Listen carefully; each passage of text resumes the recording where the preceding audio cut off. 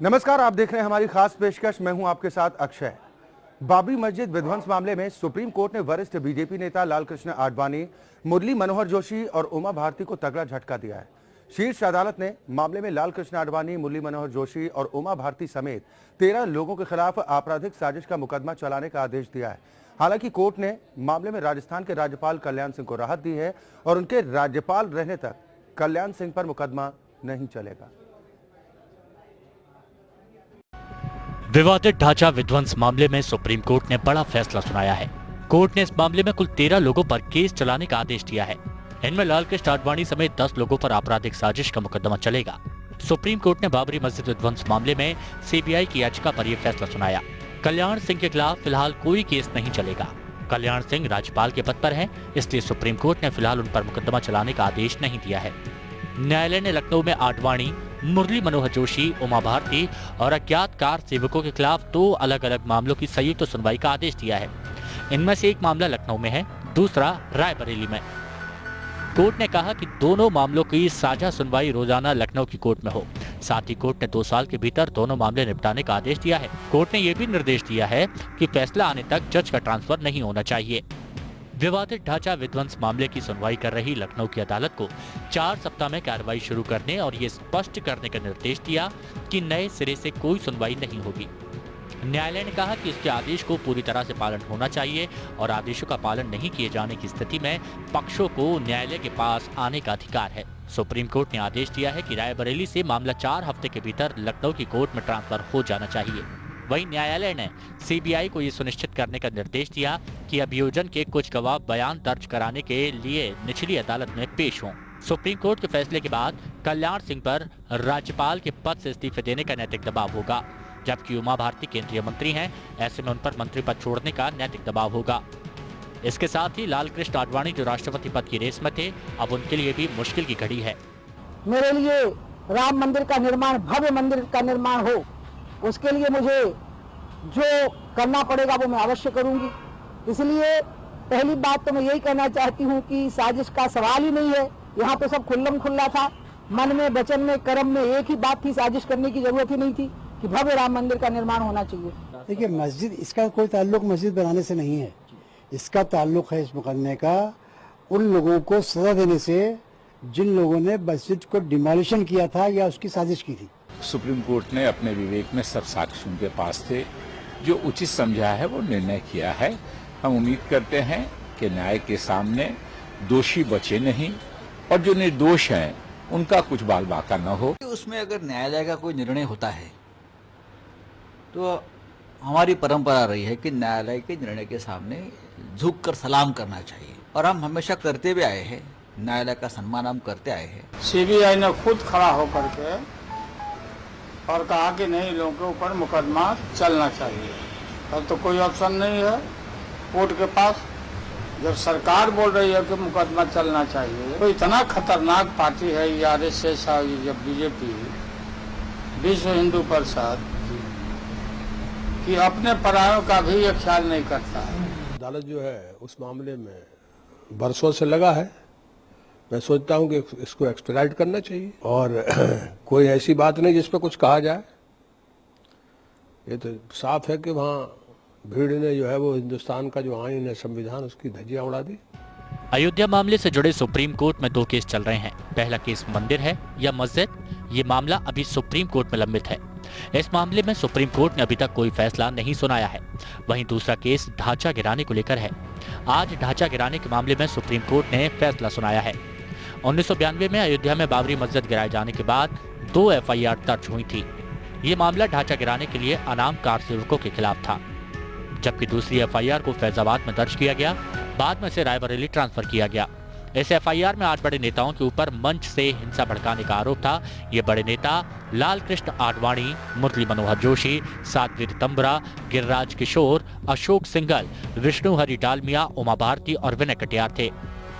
बाद में इन दोनों मामलों को लखनऊ की कोर्ट में ट्रांसफर कर दिया गया। सीबीआई ने जांच के दौरान साजिश के सबूत पाए। उसने दोनों एफआईआर के लिए साझा चार्जशीट दाखिल की। इसमें बाल ठाकरे समेत 13 और नेताओं के नाम जोड़े गए। कुल 21 नेताओं के खिलाफ आपराधिक साजिश की धारा 120B के आरोप लगाए गए। 2001 में इलाहाबाद हाई कोर्ट ने पाया कि एफआईआर 198 को लखनऊ की स्पेशल कोर्ट में ट्रांसफर करने से पहले चीफ जस्टिस से इसकी इजाजत नहीं ली गई थी। ऐसा करना कानूनन जरूरी था। इस वजह से लखनऊ की कोर्ट को इस पर सुनवाई का अधिकार नहीं था। हाई कोर्ट ने इस निष्कर्ष के आधार पर दोनों मामलों को अलग चलाने का आदेश दिया। इस फैसले को बाद में सुप्रीम कोर्ट ने भी सही ठहराया। दोनों मामले अलग होने के चलते सीबीआई की साझा चार्जशीट बेमानी हो गई। 8 नेताओं का मुकदमा रायबरेली वापस पहुंच गया। बाद में इसी को आधार बनाकर वो 13 नेता भी मुकदमे से बच गए जिनका नाम साझा चार्जशीट में शामिल था। इसका सबसे बड़ा असर ये हुआ कि किसी भी नेता के ऊपर आपराधिक साजिश की धारा बची ही नहीं। 13 नेताओं को मुकदमे से अलग करने का हाईकोर्ट का फैसला 2011 में आया, जिसके बाद सीबीआई ने इसे सुप्रीम कोर्ट में चुनौती दी थी। Bureau report APN। अयोध्या में बाबरी मस्जिद विध्वंस मामले में सुप्रीम कोर्ट का फैसला बीजेपी के लिए झटके के तौर पर देखा जा रहा है। इस मामले में एक बार फिर APN में अपनी बढ़त बनाए रखी है। 8 अप्रैल को ही हमारे खास कार्यक्रम इंडिया लीगल में सुप्रीम कोर्ट के वरिष्ठ अधिवक्ता प्रदीप राय ने इस तरह के फैसले के संकेत दिए थे और इससे पहले APN ने ट्वीट करके भी बताया था कि आडवाणी इस मामले में बरी नहीं होंगे। बीजेपी के नेता लालकृष्ण आडवाणी, मुरली मनोहर जोशी, उमा भारती और कल्याण सिंह समेत कई बड़े नेताओं की मुश्किलें सुप्रीम कोर्ट के फैसले के बाद से बढ़ गई हैं। हालांकि APN इस बारे में सुनवाई के दौरान ही आपको बताता रहा था कि आडवाणी या बाकी नेताओं को राहत नहीं मिलने वाली है। इसी साल 6 मार्च को APN ने ट्वीट कर बताया था कि सुप्रीम कोर्ट के फैसले में कहा गया है कि वे लालकृष्ण आडवाणी और अन्य को तकनीकी आधार पर बरी करने को मंजूरी नहीं देगा। APN ने एक और ट्वीट में कहा था कि सुप्रीम कोर्ट के इस फैसले में साफ है कि किन लोगों के खिलाफ षड्यंत्र का मामला खुल सकता है। यही नहीं, 8 अप्रैल को हमारे खास कार्यक्रम इंडिया लीगल में सुप्रीम कोर्ट के वरिष्ठ अधिवक्ता प्रदीप राय ने पहले ही बता दिया था कि मामला 120B के तहत आता है और मामले को रायबरेली से लखनऊ शिफ्ट किया जा सकता है। कि कोर्ट के अंदर जस्टिस घोष और जस्टिस नरीमन इन दोनों का ये विचार था कि इस मामले को एक ऐसे जज को सौंपा जाए जो कि केवल इसी मामले की सुनवाई करे और तब तक इस मामले की सुनवाई करे जब तक कि ये मामले का फैसला नहीं आ जाए, तब तक उसका ट्रांसफर नहीं हो सकता। और हाई कोर्ट को भी रिस्ट्रिक्ट करेंगे कि उनका वो तबादला नहीं करे। रहा सवाल रायबरेली के मामले का, तो रायबरेली के मामले को लाना चाहते थे जब वो यहाँ पे, तो उन्होंने कहा हमारी राइट टू अपील जाएगी, हमारा मजिस्ट्रेट कोर्ट में केस चल रहा है। लेकिन 120B की ऐड करने के बाद उनका कहना है कि आपकी ये राइट टू अपील नहीं जाती, स्पेशल कोर्ट का जुरिसडिक्शन बनता है और आपको वहीं इसकी सुनवाई होगी। ये जो मामला है इसको मैं ज्यादा केस के फैसले से नहीं जोड़ के देखता हूँ।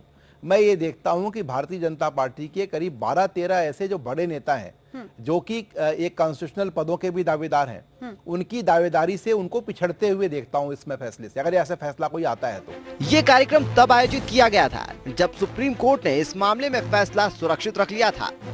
ये APN की अनुभवी टीम का ही कमाल है कि वह आपको हमेशा कानून से जुड़ी खबरों के साथ साथ आगे रखता है। Bureau report APN।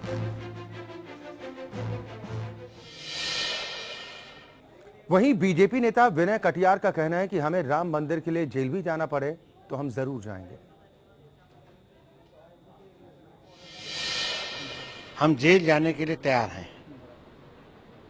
जब तक चाहे कोर्ट रखे, जितनी सजा चाहे देना उतनी सजा दे, लेकिन हम जेल में जाने के लिए तैयार बैठे हैं। राम मंदिर का निर्माण होना चाहिए। राम मंदिर का निर्माण ही ये बड़ी भारी चुनौती है। और इधर कांग्रेस नेता कपिल सिब्बल ने कहा है कि हम फैसले का स्वागत करते हैं। इस फैसले से साफ है कि कानून सभी के लिए बराबर। देखिए, ऐसा कि एक फिल्म होती थी, आपको याद होगा, 20 साल बाद, और अब ये 25 साल बाद फैसला आया है, तो हम इसका स्वागत करते हैं। इसका मतलब यही है कि कानून और जो मैजेस्टी ऑफ द लॉ है वो आज के दिन भी बरकरार है।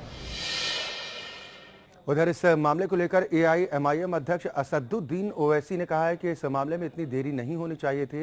इसके साथ ही उन्होंने कल्याण सिंह पर निशाना साधते हुए कहा कि वो संवैधानिक पद के पीछे नहीं छिप सकते। और दूसरी बात यह है कि चाहे समाजवादी हो, बहुजन समाज हो, कांग्रेस हो, बीजेपी हो, इन्होंने ये तमाम एक्यूज को बचाने की कोशिश की। अगर वो एक सिंपल नोटिफिकेशन इशू कर देते तो अब तक क्रिमिनल ट्रायल खत्म हो जाता।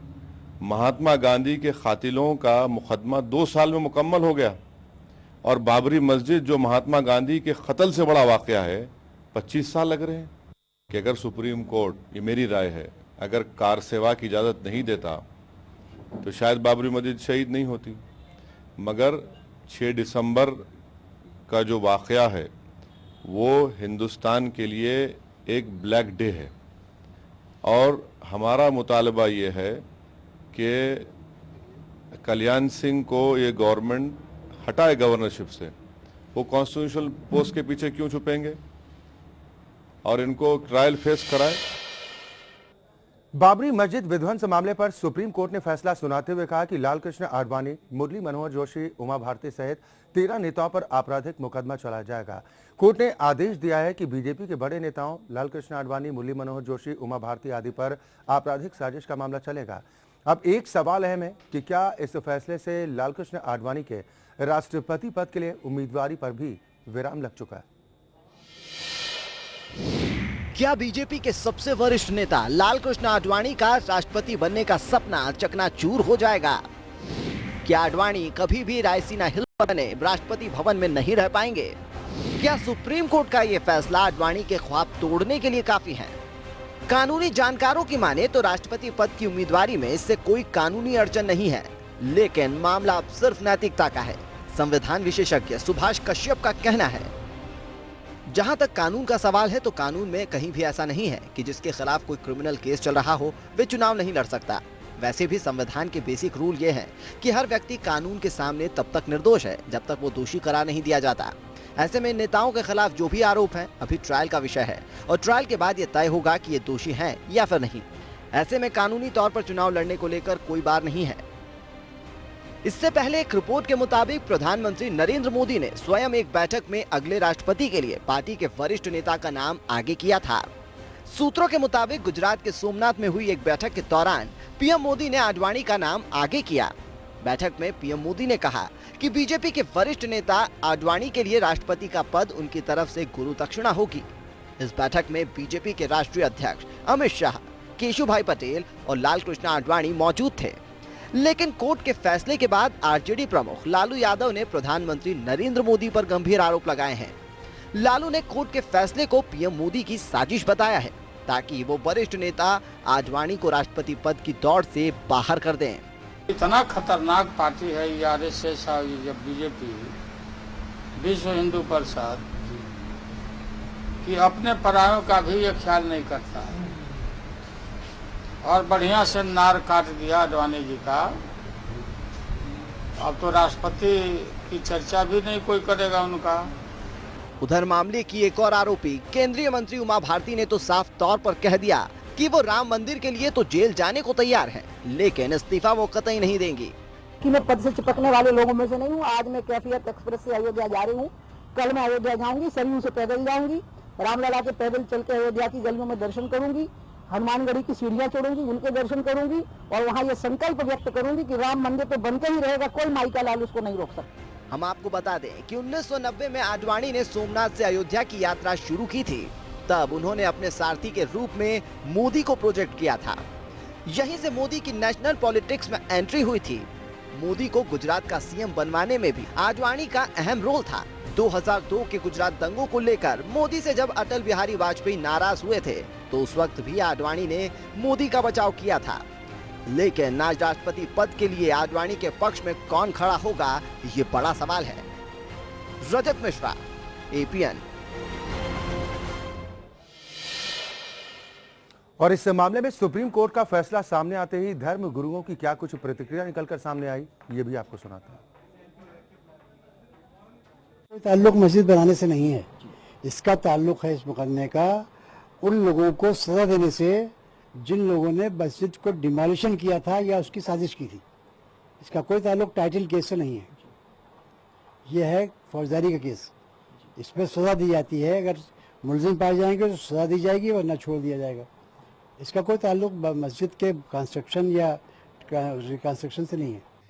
देखिए, हमने तो सबके ऊपर केस किया था और बहुत खुशी की बात है अदालत ने मेरी बात को सुनी मेरे, और आज हमें मैं किस ज़बान से शुक्र अदा करूं कोर्ट का कि उसने मेरे माफी फैसला हुआ, इंसाफ का फैसला हुआ। मेरे माफी नहीं, इंसाफ का फैसला हुआ और यही उम्मीद थी, यही हुआ। यकीनी तौर पर सुप्रीम कोर्ट के ऑब्जर्वेशन के बाद ये उम्मीद जगी है कि इसका फैसला 2 साल में हो जाएगा जैसा कि कहा गया है, और उसमें आवाम के सामने हकीकत सामने आ जाएगी कि कौन लोग, किन लोगों का बाबरी मस्जिद की शहादत में हाथ था। भाई हम तो यही उम्मीद रखते हैं, अगर कानून की लोग बात करते हैं तो अगर मस्जिद तोड़ी गई है तो सरकार फैसला भी जो है वो हमारे हक में जो है होगा। ये कोर्ट के बाहर हम लोग बात करने के लिए 100% तैयार थे। हमारे वालिद साहब महान ज्ञानदास जी को लेकर के एक मुहिम चलाए थे, लेकिन फैसला जब आपस में फैसला करने की बात आई तो लोग कहते हैं कि सरजू पार बना लो, सरजू पार बना लो। तो जो फैसला उन्होंने पहले कर लिया तो हमारा फैसला ही वहां से खत्म हो गया, कोई मतलब ही नहीं रहा। सुप्रीम कोर्ट का फैसला आने के बाद रायबरेली के अधिवक्ताओं से इस मामले में प्रतिक्रिया ली गई तो सभी ने अपनी अपनी राय व्यक्त की है। आप भी सुनिए रायबरेली के अधिवक्ताओं का इस पूरे मामले को लेकर क्या कुछ कहना है। जो भी कार्रवाई चल रही थी उचित चल रही थी। यहाँ से जो उनको दोष मुक्त माना गया था गलत था, नहीं होना चाहिए था। सुप्रीम कोर्ट ने उसे ही माना और नए सिरे से सुनवाई के लिए इनको यहाँ भेजा है, उचित है, अच्छा है। देखिए, इसमें भारतीय संविधान के हिसाब से तो केस चलना चाहिए, इसलिए कि जो संविधान के विपरीत काम करेगा उसके खिलाफ केस चलना चाहिए। मगर भारत का ये भी एक दुर्भाग्य है कि राम मंदिर के लिए जब हिंदुस्तान है, उसके लिए अपना मंदिर ही बनाने के लिए अगर इतनी दांवपेच राजनीति हो तो ये भी गलत है। सुप्रीम कोर्ट जो है पूरे केस के एनालिसिस करने के उपरांत ही जो जजमेंट दिया है वो स्वाभाविक है कि वो कानून के दायरे में रहकर जो है जजमेंट को दिया है, और उस जजमेंट को जो है जिन लोगों के ऊपर जो भी चार्ज लगाए गए हैं उसका उन्हें अनुपालन करना चाहिए, क्योंकि कानून जो है सबके लिए समान है। किसी बड़े या छोटे को देखकर जो है कानून का निर्धारण किया जाना ये उचित नहीं है। सुप्रीम कोर्ट ने सर्वोच्च अथॉरिटी है कॉन्स्टिट्यूशन की, उसने अगर कोई निर्णय दिया है तो उसको स्वीकार करना चाहिए और लोअर कोर्ट में ट्रायल में पार्टिसिपेट करना चाहिए। ये एक्चुअली जब इनके ऊपर FIR हुई उसमें 120B के मुलजिम थे, लेकिन रायबरेली कोर्ट में जब दौरान चार्ज पे बहस हुई तो इनको हटा दिया गया, क्योंकि पहले से इनके ऊपर मामला पंजीकृत था और सुप्रीम कोर्ट ने जो फैसला दिया है 120B के तहत फिर से इनके ऊपर सुनवाई की जाए, चार्ज फ्रेम किए जाए, वो फैसला ठीक है और कानून की नज़र में जायज़ है और हम लोग इसका स्वागत करते हैं। देखिए, कानून एक सबके लिए एक सुलभ तरीका है कि कानून के द्वारा ही न्याय प्राप्त किया जा सकता है, और सुप्रीम कोर्ट हमारी बड़ी संस्था है जो न्याय प्रदान करती है, तो उसके किसी भी आदेश में किसी प्रकार कोई प्रश्न लगाना जो है हम लोगों के लिए ठीक नहीं है। उन्होंने जो आदेश दिया है स्वाभाविक है कि उन्होंने अच्छा उसका परिशीलन किया होगा और अच्छे से उसका जांच पड़ताल करके ही उस पर कोई आदेश पारित किया होगा। राय ये है कि भाई दोषी है, गिराई है तो हमको दोषी मानना चाहिए। और वहीं संगम नगरी इलाहाबाद के अधिवक्ता सुप्रीम कोर्ट के इस फैसले पर क्या कुछ अपनी प्रतिक्रिया जाहिर कर रहे हैं, ये भी आपको सुनाते हैं। एक विधि सम्मत आदेश यह पारित किया गया कि माननीय कल्याण सिंह जी वर्तमान में संवैधानिक पद पर हैं, इसलिए संवैधानिक पद को जो होल्ड करता है उसके खिलाफ कोई प्रोसीडिंग नहीं चल सकती।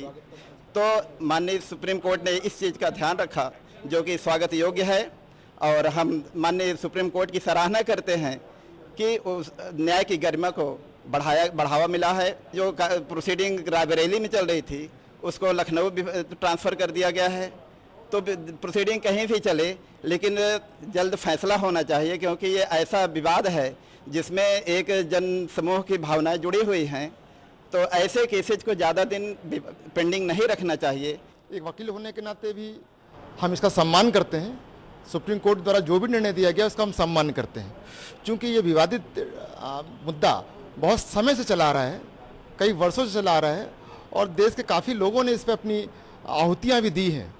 तो ऐसी स्थिति में अगर ये मामला जो विवादित मामला है निपटारा इसका जल्दी हो जाता है तो ये देश हित में ही होगा। देखिए, ऐसा है कि ये सब मुकदमे इस तरह के हैं कि इनका जल्दी निपटारा होना चाहिए, और इसी परिप्रेक्ष्य में चीफ जस्टिस ऑफ इंडिया ने भी अपनी राय दी है, और इसमें एक देश की भी एक विचारधारा है कि इस तरह के मामले जल्दी से जल्दी निपटने चाहिए। इसी परिप्रेक्ष्य में उन्होंने जो फैसला दिया मेरे ख्याल से बहुत अच्छा है, और ठीक है, इन सब का त्वरित न्याय हो, बड़ी अच्छी बात है। फेथ है, विश्वास है, श्रद्धा है, तो श्रद्धा की श्रद्धा के बिंदु को माननीय उच्चतम न्यायालय पहले भी तमाम मामलों में निर्णित कर चुका है कि ये मामला पक्षकारों के बीच में नहीं होता है। पक्षकार के बीच में मामला होना एक अलग बात है और समूचे जन विश्वास का मामला होना एक अलग बात है। तो जहां समूचे जन विश्वास का मामला है उसे पक्षकार के बीच में होने वाले निर्णय से लागू नहीं किया जा सकता। भविष्य में उसे लागू करने की समस्या पैदा होगी। इधर वाराणसी के वकीलों ने भी सुप्रीम कोर्ट के फैसले का स्वागत किया है। क्या कुछ कहना है ये आपको सुनाते हैं। उच्च न्यायालय तो अपनी अवमानना खुद कर रहा है। इतनी अवधि के बाद इतने विलंब से इस तरह के निर्णय दिए जाएंगे तो स्वयं में अवमानना की स्थिति में है। अब ये सर्वोच्च न्यायालय को सोचना चाहिए था कि जब डिस्चार्ज की स्थिति बढ़ गई थी तो इस बिल्डर स्टेज पर जाकर डिस्चार्ज को फिर बहाल करने की क्या जरूरत पड़ गई। देखिए, कुल मिलाकर के इन नेताओं पर कॉन्स्पिरेसी 120B का आरोप था। कॉन्स्पिरेसी एक ऐसा मामला होता है जिसको साबित करना बड़ा कठिन होता है। ये एविडेंस में आ चुका है कि वो जहां ढांचा गिर रहा था उससे काफी दूरी पर वो लोग खड़े थे और वो लोग बार बार वो अपील आप वापस आने की कर रहे थे, वो तोड़ने की अपील नहीं कर रहे थे। तो जब तोड़ने की अपील ही नहीं कर रहे थे तो 120B का मामला बनता कहां से है।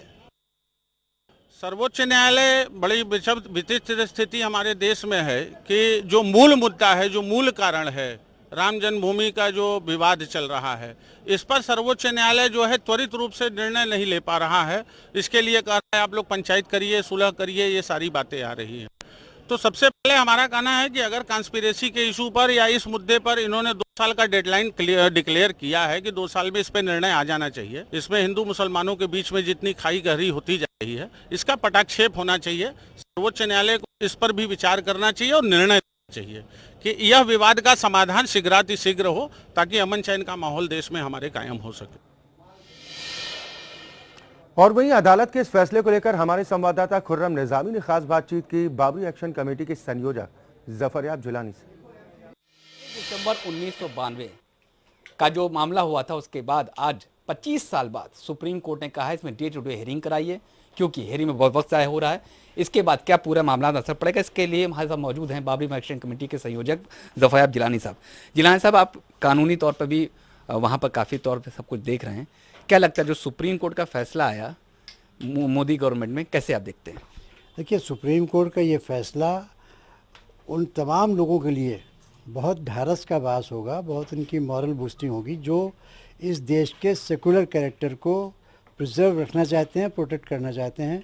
वो लोग मुतमईन होंगे कि उनका कॉन्फिडेंस जुडिशरी में जो था वो मज़ीद स्ट्रेंथन हुआ और जिस देश की जुडिशरी वो किसी भी तरीके से सेकुलरिज्म को ख़त्म नहीं होने देगी, ये उनका कॉन्फिडेंस मज़ीद रिस्टोर हुआ। क्योंकि सरकारें दोनों जगह बीजेपी की हैं लेकिन जजमेंट में कोई असर नहीं पड़ा। इसका मतलब ये है कि सुप्रीम कोर्ट पर कोई इन्फ्लुएंस नहीं कर सकता है। दूसरी बात है कि कोर्ट ने कहा 2 साल में ट्रायल पूरा करें। Day to day hearing, already hearing चल रही थी लेकिन तारीखें लग रही थी, अब तारीख नहीं लगेगी, डे टू डे हियरिंग होगी। जो ख़ास बात क्या देखते हैं आप इस आदेश के बाद, आपको क्या लगता है सुप्रीम कोर्ट का रोल कितना अहम है? देखिए, इस आदेश से एक तो ये फ़ायदा होगा कि अब तक जो CBI PMO के इंस्ट्रक्शन का इंतज़ार करती थी, अब उसको PMO की तरफ इस केस में नहीं देखना है। अगर देखेगी समझेगी सुप्रीम कोर्ट में उसके पकड़ हो जाएगी, तो एक तो वो आज़ाद हो गई। दूसरे ये कि अब सुप्रीम कोर्ट के ऑर्डर के बाद जो कोर्ट है जिसको कि ट्रायल करना है वो भी इसके एक्सक्लूसिवली ये सोच कर ट्राई करेगी कि मामला सुप्रीम कोर्ट के नोटिस में है, लिहाजा वो किसी भी तरह के इन्फ्लुएंस में नहीं आएगी। तो ये 2 बड़े फ़ायदे हुए हैं, जो इम्पार्शल जस्टिस होगा और CBI जो है उसको जस्टिस कराने पर मजबूर होगी। तो उम्मीद की जाए जिस तरीके से क्रिमिनल कॉन्स्पिरेसी के डे टू डे हियरिंग के लिए सुप्रीम कोर्ट ने कहा कि वक्त वो भी आएगा जब टाइटल सूट की डे टू डे हियरिंग के लिए सुप्रीम कोर्ट कहेगी। अब टाइटल सूट तो हम तो सुप्रीम कोर्ट से रिक्वेस्ट कर ही रहे हैं, गवर्नमेंट से हम मुतालबा कर रहे हैं। गवर्नमेंट अगर जाएगी सुप्रीम कोर्ट में तो सुप्रीम कोर्ट अपने केस में अपनी कोर्ट में भी डे टू डे हियरिंग कर सकता है, लेकिन गवर्नमेंट को वहाँ जाना पड़ेगा। APN से बात करने का शुक्रिया। तो ये थे बाबरी मस्जिद action committee convener Zafaryab Jilani साहब, जिनका साफ तौर पे कहना है कि सुप्रीम कोर्ट के इस आदेश के बाद से लोगों का सुप्रीम कोर्ट पे एतबार बढ़ा है और अब देखना है कि डे टू डे हियरिंग के बाद 2 साल बाद क्या कुछ फैसला आता है। खुर्रम निजामी, APN, लखनऊ। दरअसल करीब 23 साल पहले तोड़ी गई बाबरी मस्जिद आज भी भारतीय राजनीति और समाज में एक संवेदनशील मुद्दा है। अयोध्या विवाद ने कई दशकों तक देश की राजनीति को प्रभावित किया। लेकिन ये विवाद भी एक दिन में पैदा नहीं हुआ था। आखिर क्या हुआ था बाबरी विध्वंस से पहले? बात साल 1949 की है। आजाद भारत की उम्र कुल मिलाकर 2 साल ही हुई थी।